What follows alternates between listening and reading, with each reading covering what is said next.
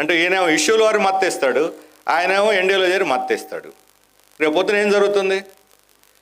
ఇప్పుడు బీజేపీ, తెలుగుదేశం, జనసేన కలిసి ఈ ఎన్నికల్లో కాసేపు అనుకున్నాం, వీళ్ళ కొన్ని స్థానాలు, ఎంపీ స్థానాలు, ఎమ్మెల్యే స్థానాలు వచ్చినాయి. వీళ్ళు బీజేపీతో సహా ఉన్నటువంటి కూటమి కాబట్టి ఆటోమేటిక్గా వీళ్ళ గెలిచిన ఎంపీలందరూ బీజేపీ మద్దతిస్తారు కేంద్రంలో ప్రభుత్వం రావడానికి. వైసీపీ తరఫున గెలిచే ఎంపీలు ఏం చేస్తారు? బీజేపీ కూటమికి మద్దతిస్తారా? బీజేపీకి వ్యతిరేకంగా ఉండే కూటమికి మద్దతిస్తారా? బీజేపీ కూటమికి మద్దతిస్తే తెలుగుదేశానికి మద్దతిచ్చినట్టే కదా. ఇక్కడ తెలుగుదేశంతో పోరాడతాం, అక్కడ మాత్రం తెలుగుదేశం భాగస్వామి ఉండి ఎన్డీఏకి మద్దతిస్తామని చెబుతారా జగన్మోహన్ రెడ్డి? అంటే వీళ్ళిద్దరు పోయి ఆఖరికి ఎక్కడ విలీనం అవుతారు? ఢిల్లీలో విలీనం అవుతారు.